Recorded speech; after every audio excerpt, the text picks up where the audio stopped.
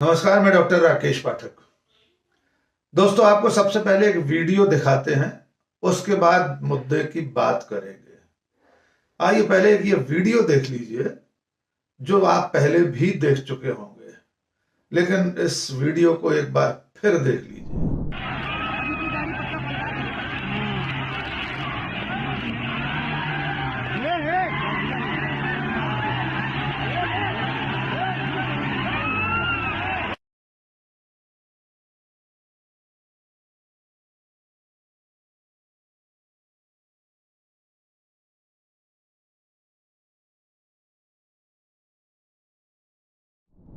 ये वीडियो उत्तर प्रदेश की राजधानी लखनऊ का है, गोमती नगर थाना क्षेत्र के ताज होटल के सामने का। भारी बारिश के कारण यहां पर पानी जमा हो गया था और आपने देखा कि किस तरह लफंगों, शोहदों और उपद्रवियों का एक समूह मोटरसाइकिल पर वहां से गुजर रहे एक पुरुष और एक महिला को प्रताड़ित कर रहे हैं।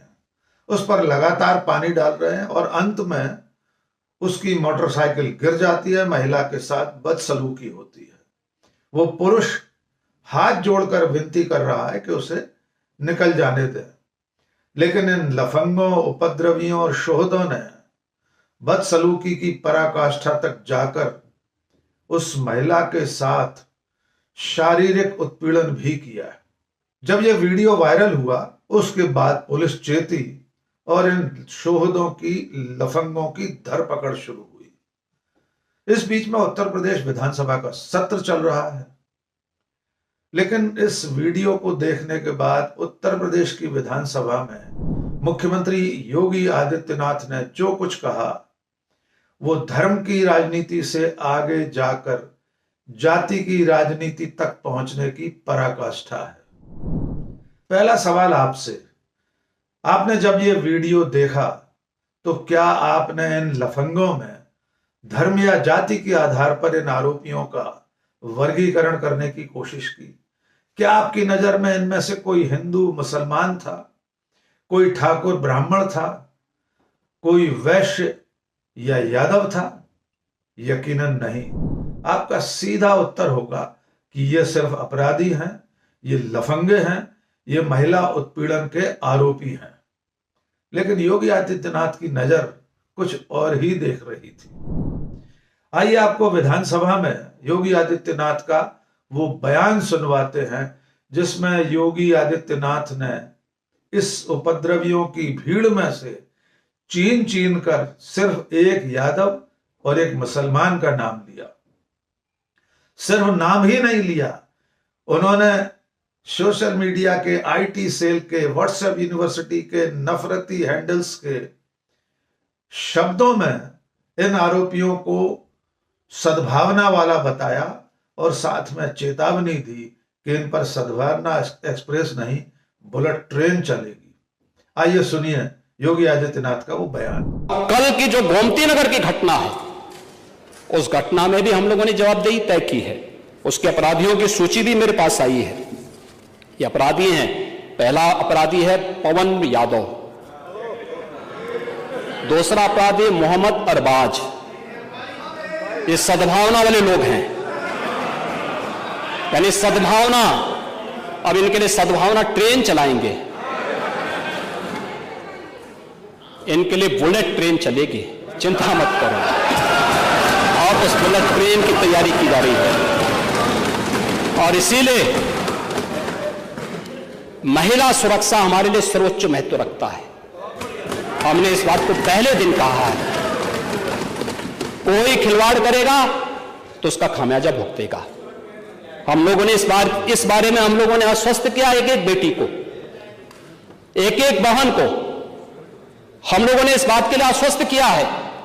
और मैं फिर इस बात को कह सकता हूं, इस घटना को हमने गंभीरता से लिया है और गंभीरता से लेने का परिणाम है पूरी चौकी को सस्पेंड किया है, इंस्पेक्टर को सस्पेंड किया है, डिप्टी एसपी, एडिशनल एसपी और डीसीपी, इन सबको वहां से चेंज करके इनके खिलाफ भी कार्रवाई हमने प्रारंभ की है। जो भी व्यक्ति प्रदेश के अंदर अराजकता और अव्यवस्था पैदा करने का प्रयास करेगा, मैं फिर कहूंगा, हम सबका सम्मान करेंगे, सबको सुरक्षा देंगे, लेकिन अगर किसी ने अव्यवस्था पैदा करने का प्रयास किया है तो फिर उसका भुक्तभोगी भी उसको बनना ही पड़ेगा। मैं यही आपसे भी कहूंगा कि आप अपने लोगों को भी इसके लिए तैयार करेंगे कि वे कानून का पालन करने की दिशा में आगे बढ़ेंगे, तो मुझे लगता है कि यह अच्छी दिशा में आगे बढ़ पाएगा। तो योगी आदित्यनाथ बहुत स्पष्ट कह रहे हैं कि उनके पास अपराधियों की लिस्ट आ चुकी है। इसके बावजूद उस लिस्ट में से वे सिर्फ 2 नाम गिनाते हैं, जिनमें पहला नाम है पवन यादव का, दूसरा है मोहम्मद अरबाज का। यद्यपि जिस वक्त वे नाम गिना रहे थे तब भी उनके पास उस सूची में 2 नाम और रहे होंगे।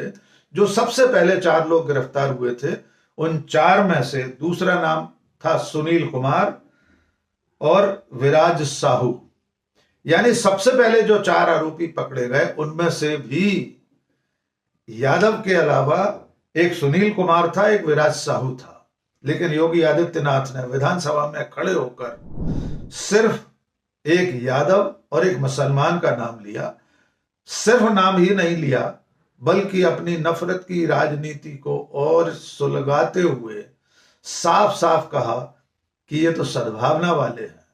यानी कटाक्ष में वे कह रहे थे कि ये लोग उपद्रवी लोग हैं, ये हिंसा फैलाने वाले लोग हैं, इसलिए इन पर बुलेट ट्रेन चलेगी। लेकिन शाम होते होते कुल 16 आरोपियों के नाम सामने आ गए। यद्यपि जिस वक्त योगी आदित्यनाथ विधानसभा में नाम गिना रहे थे तब भी उनके पास और आरोपियों के नाम होंगे, क्योंकि लखनऊ के जॉइंट पुलिस कमिश्नर आकाश कुलहरी उससे पहले प्रेस कॉन्फ्रेंस करके बता चुके थे कि उनके पास बहुत सारे नाम आ चुके हैं। आइए उनका बयान भी सुनिए। होटल के निकट में एकदम से जब बारिश हुई थी तो वहां पे जो है काफी पानी एकत्रित हो गया था और कुछ अराजक तत्व वहां पे जो है एक तरह से मॉब और क्राउड बना लिया था। और उसके बाद में जो राहगीर थे जो वहां से निकल रहे थे उनके ऊपर पानी जो है बार बार फेंका गया और उसके बाद में जो मोटरसाइकिल पे जा रहे थे उनकी बाइक्स को रोका गया और उसी के तहत में एक दंपत्ति जा रही थी, उनके साथ में अभद्र व्यवहार वहां पे उन लोगों ने किया था। इसी के अनुक्रम में जो है थाना गोमती नगर के अंदर सुसंगत धाराओं के अंदर मुकदमा पंजीकृत कराया गया, समस्त सीसीटीवी फुटेजेस को अवलोकित किया गया और उसके अलावा जो है 5 टीमों का गठन किया गया और जिसके तहत में 4 अभियुक्तों की गिरफ्तारी अब तक हो चुकी है और इसके अलावा 10 ऐसे अन्य अभियुक्त हैं जिनके नाम और एड्रेस हमारे को पता लग चुका है। वो बाकी आरोपियों के नाम भी सुना देते हैं। कुल मिलाकर अब तक 16 लोग गिरफ्तार किए गए हैं, जिनमें पवन यादव और मोहम्मद अरबाज के सिवा के अलावा जो नाम हैं वे, जैसा मैंने पहले आपको बताया, सुनील कुमार और विराज साहू। इनके अलावा अर्जुन अग्रहरि, रतन गुप्ता, अमन गुप्ता, अनिल कुमार, प्रियांशु शर्मा, आशीष सिंह, विकास भंडारी, मनोज कुमार, अभिषेक तिवारी, कृष्णकांत गुप्ता, जय किशन और अभिषेक साहू। यानी कुल मिलाकर अब तक जो 16 लोग गिरफ्तार हुए हैं उसमें मात्र एक आरोपी यादव है, मात्र एक आरोपी मुसलमान है। लेकिन उत्तर प्रदेश के मुख्यमंत्री योगी आदित्यनाथ विधानसभा में खड़े होकर सिर्फ एक यादव का नाम लेते हैं, एक मुसलमान का नाम लेते हैं और इसके जरिए वे धर्म की राजनीति से आगे बढ़कर जाति की राजनीति को हवा देने की कोशिश करते हैं। बहुत साफ साफ वे पूरे के पूरे यादव समाज को हिंसा में लिप्त बताने की कोशिश करते हैं। लेकिन योगी आदित्यनाथ भूल जाते हैं कि जिस वक्त वे एक यादव का नाम लेकर उसे कटघरे में खड़ा कर रहे थे, उसके साथ साथ वे अपने ही एक साथी मध्य प्रदेश के मुख्यमंत्री डॉक्टर मोहन यादव तक अपनी जातीय घृणा की आंच पहुंचा रहे थे। जिस वक्त वे एक आरोपी पवन यादव का नाम ले रहे थे और उसके जरिए पूरे यादव समाज को निशाना साध रहे थे, पूरे यादव समाज पर निशाना साध रहे थे, तब वे नरेंद्र मोदी और अमित शाह के खासम खास केंद्रीय मंत्री भूपेंद्र यादव तक अपनी इस जाति की राजनीति की आंच पहुंचाने का काम कर रहे थे। योगी आदित्यनाथ भूल गए कि सिर्फ एक यादव आरोपी होने के कारण पूरे यादव समाज को सद्भावना वाला बताकर, यानी इन्वर्टेड कॉमा में सद्भावना वाला जिस तरह से वे कह रहे थे, बहुत स्पष्ट था कि योगी आदित्यनाथ एक आरोपी के जरिए पूरे समाज को नफरत की चपेट में ले रहे थे। मुसलमान का नाम लेना तो सहज था उनके लिए, क्योंकि भारतीय जनता पार्टी की, योगी आदित्यनाथ की पूरी राजनीति हिंदू मुस्लिम घृणा पर ही आधारित है। इसलिए जब वे मोहम्मद अरबाज का नाम ले रहे थे तब तो अपनी सोची समझी राजनीति के रास्ते पर ही थे, लेकिन धर्म की राजनीति करते करते योगी आदित्यनाथ एक पूरी की पूरी जाति पर ही निशाना साध बैठे हैं। यानी उनकी इस नफरत की राजनीति की चपेट में अब हिंदू भी आ गए हैं, क्योंकि यादव तो मुसलमान नहीं है, यादव तो हिंदू हैं। और अब योगी आदित्यनाथ से सवाल यह पूछा जा रहा है कि आज जब उत्तर प्रदेश की विधानसभा बैठेगी, आज जब सदन शुरू होगा, तो क्या वे इन बाकी बचे 14 आरोपियों के नाम जाति के आधार पर उसी अंदाज में लेंगे जिस अंदाज में उन्होंने पहले दिन 2 आरोपियों के नाम गिनाए हैं। और इन आरोपियों में सारी जातियों के लोग शामिल हैं। इसमें ठाकुर हैं, इसमें ब्राह्मण हैं, इसमें वैश्य हैं, इसमें घांची हैं, इसमें दलित हैं, इसमें राजपूत हैं। इन आरोपियों को अगर जाति के चश्मे से देखने की कोशिश योगी आदित्यनाथ करेंगे तो ये राजनीति कहां पहुंचेगी, इसका कोई अंदाजा नहीं लगाया जा सकता। राहत इंदौरी साहब का वो जो मशहूर शेर है, लगेगी आग तो आएंगे कई घर जद में, यहां पर सिर्फ हमारा मकान थोड़े ही है। तो देखना होगा योगी आदित्यनाथ और भारतीय जनता पार्टी की नफरत की ये राजनीति यादवों से होते हुए अभी बाकी जातियों तक कब पहुंचती है। देखना यह भी होगा डॉक्टर मोहन यादव के कानों तक, भूपेंद्र यादव के कानों तक और भारतीय जनता पार्टी के तमाम यादव नेताओं और कार्यकर्ताओं तक योगी आदित्यनाथ का यह बयान पहुंचता है कि नहीं, कि ये तो सद्भावना वाले हैं, इन पर बुलेट ट्रेन चलेगी। आज के इस वीडियो में बस इतना ही।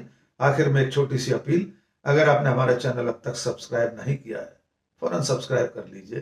कमेंट करके बताइए ये वीडियो आपको कैसा लगा। दोस्तों और शुभचिंतकों के बीच में साझा कीजिए। बहुत बहुत शुक्रिया। जय हिंद।